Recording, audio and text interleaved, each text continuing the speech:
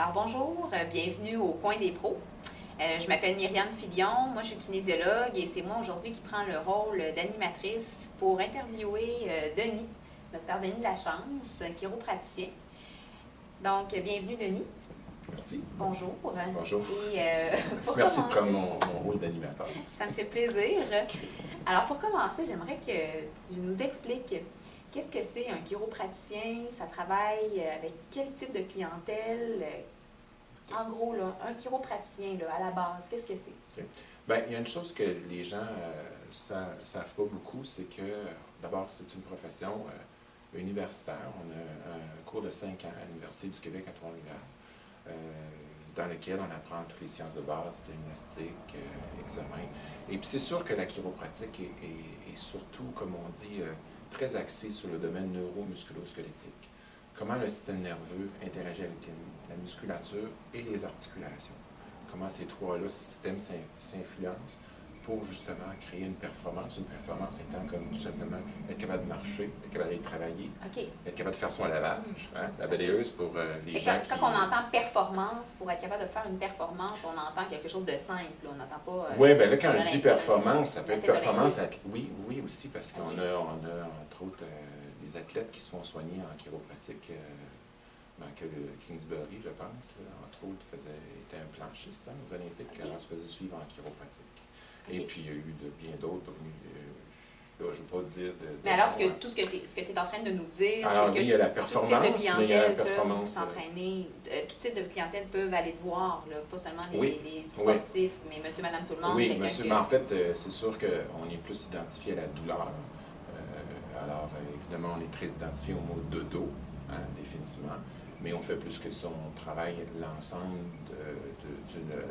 des articulations. Donc le mais justement, c'est quand qu'on va te voir? Est-ce qu'on va te voir seulement quand on a une douleur, quand on a une douleur mettons, je me blesse au dos? Est-ce que c'est là où que je vais voir un chiro ou je peux aller le voir en tout temps? Bien, moi, je dirais, c'est sûr que si on commence à la base, là, je dirais qu'on est le chiropraticien, entre parenthèses, je peux utiliser cette expression-là, on est le spécialiste des fondations. OK.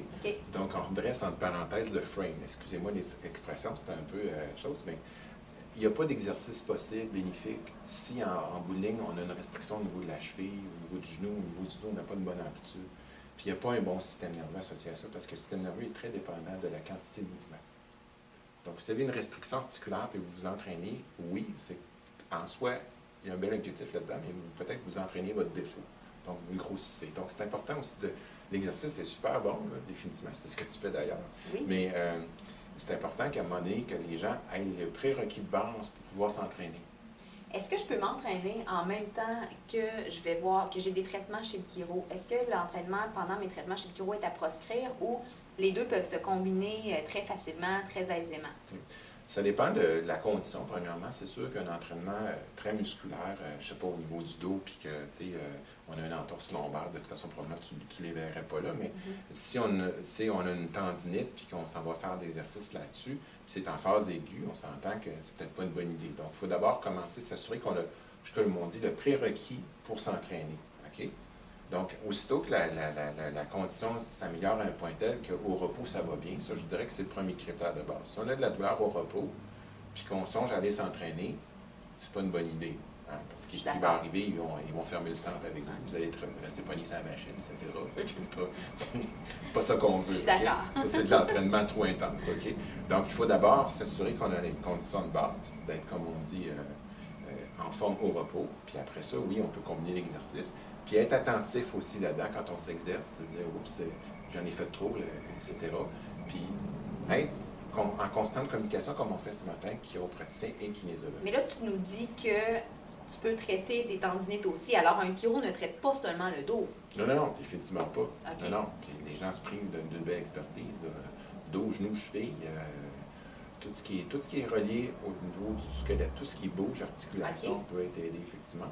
Puis en aidant ça, comme je disais tout à l'heure, on aide le système nerveux à mieux fonctionner. Parce qu'il n'y a pas de décision, tu sais, dans ce domaine-là, il n'y a pas de décision motrice possible sans perception. OK. Puis, Explique-nous, Denis, en quoi consiste une première évaluation, là, tu parlais de neuro-musculo-squelettique, Ouais, c'est là. compliqué ces termes-là. Si Ouais, si quelqu'un va te voir pour OK. une première fois, en quoi ça consiste, là? Y a-t-il une évaluation de base? Ben, dans un premier temps, ce qu'on fait, c'est qu'on prend une bonne histoire de cas. OK? C'est-à-dire que l'histoire de cas, en termes simples, c'est des questions à savoir comment c'est arrivé. On essaie de comprendre qu'est-ce qui vous est arrivé, parce qu'il ne s'est pas arrivé tout seul, cette affaire-là. Donc, on essaie de comprendre ça via quelques questions. Puis après ça, on enchaîne avec un examen qui va être sur les muscles, les articulations et le système nerveux. Voir comment ces systèmes-là fonctionnent ensemble, comment ils s'intègrent, s'il y a un débalancement, s'il y a un déséquilibre. Par la suite, une fois qu'on a fait, comme on dit, on a recueilli les données, ce qu'on fait, ben, on émet un diagnostic, hein, comme toi, bon, ben, voici, c'est ça, donc c'est ça, cette problématique-là. Puis après ça, ben, je discute avec le patient, voici vos options. On peut faire ça, on peut faire ci, on peut faire ça. OK? Qu'est-ce que vous voulez faire là-dedans? Parce que moi, c'est bien important qu'un patient là, qui ne se sente pas obligé de venir me voir, ce qui est important vraiment, c'est que je suis là pour l'aider. OK? Donc, je suis là pour l'éclairer. Moi, je me vois plus comme un coach en santé. OK. On doit le dire, mais c'est ça. Puis là, le patient, bien, à ce moment-là, à partir des options, on choisit ensemble ce qui est mieux pour lui puis pour elle. Puis à ce moment-là, bien, on y va avec ce plan de match-là. Parce que c'est important d'avoir un plan. Hein?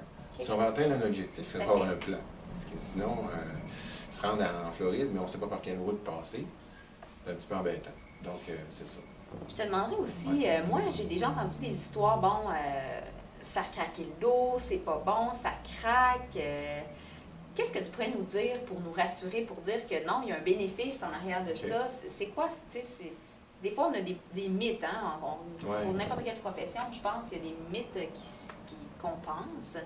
Puis, qu'est-ce que tu pourrais nous dire pour nous rassurer par rapport à ça, pour nous dire qu'il y a un bénéfice? Bien, je vous dirais, premièrement, que le crack qu'on entend, tu sais, les gens, des fois, ils pensent, mes patients me disent ça, des fois, que les os viennent de frotter ensemble. C'est pas tout ça. Le phénomène de la cavitation, le crack que vous entendez, là, c'est comme un gaz, ce chef d'articulation. On aurait une canette de Pepsi, on ferait l'essai aujourd'hui, le gaz, psh, c'est ça qu'on entend. Okay? OK. C'est rien d'autre. C'est pas les muscles, c'est pas les os qui viennent de craquer ou des choses comme ça. Donc, déjà en partant, là, c'est une fausse conception. C'est le même craquement, mettons, je suis longtemps le coude plié, puis là, des fois, ça craque. Est-ce que Oui, ça peut être le c'est même ça, effectivement, où tu OK. te craqué les doigts, etc. Donc, dans ce sens-là, je pense que le son beaucoup est peur des gens, puis il n'y a pas raison. Okay? C'est pas l'image du son qu'ils ont des os qui viennent de craquer ou casser. C'est pas en tout ça ce qui se passe. Okay? Donc, ça, je vous dirais, c'est le premier point par rapport à ça. Et puis, c'est sûr qu'on s'adapte aussi au niveau du patient. Il y a des patients que c'est leur première fois. Ça arrive plusieurs fois que des patients, c'est comme leur première fois qu'ils viennent en chiropratique. Fait qu'inquiétez-vous pas là-dessus. Là, je veux dire, on va vous expliquer tout ce qu'on fait. Puis, tu sais, on va y aller selon ce que vous voulez aussi, tout en étant évidemment en intervenant. C'est sûr qu'on ne peut pas faire rien sans intervention, mais on va vous suivre dans les choses, puis on va essayer au maximum de vous rassurer par rapport à ça. Mais c'est pas dangereux, définitivement pas. Okay. J'ajuste mes enfants pas tous les jours, mais quand ils ont besoin, je veux dire, quand ils se blessent, ils viennent me voir. Et puis c'est eux autres qui viennent me voir. Alors, ils en ont besoin. Ça leur fait du bien. Oui, c'est ça. Alors, puis je ne mettrai pas, comme on dit, en danger, si on peut dire, mes enfants. OK. Puis pour terminer, Denis, j'aimerais que tu nous dises pourquoi est-ce que tu as choisi de devenir chiropraticien? Bien, justement, en fait, par rapport à ça, pourquoi j'ai choisi de devenir chiropraticien? Parce que j'ai été patient. Puis je vous dirais, même mieux que ça, j'ai été un patient, j'ai été même une personne qui ne connaissait pas toute la chiropratique. Okay? Alors, j'ai eu à un moment donné un problème au niveau du bras.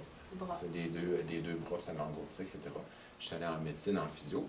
Bon, ils n'ont rien trouvé, parce que probablement, tu n'as pas leur expertise, etc., mais c'est pas pour blâmer personne. Mais ils n'ont rien trouvé. Et puis, écoute bien ça, c'est ma mère qui m'a pris un rendez-vous de force chez le chiropraticien. Ah oui? Je ne voulais pas y aller. OK. Alors, puis là, je suis allé. Non seulement je suis allé, mais là, je suis dedans.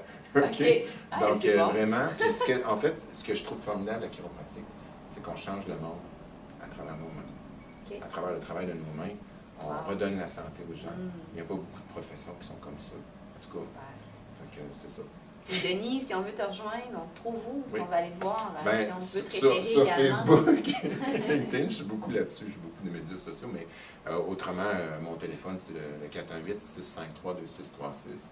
Je suis également président du réseau Force Santé Soins interprofessionnels. Mais une de mes passions, c'est les soins interprofessionnels, comment amener les différents professionnels de la santé à interagir ensemble pour aller chercher une performance. Une belle ouverture oui, à travailler en équipe oui. avec d'autres professionnels de la santé. Curieux d'apprendre, puis curieux de connaître les histoires d'un peu de tout le monde, là, puis vous soigner à travers ça, évidemment. Et puis vous faire rire un peu, c'est un petit mot. On l'avait remarqué. Alors, c'est ça. Bien, merci beaucoup, Dr. Lachance. Ouais.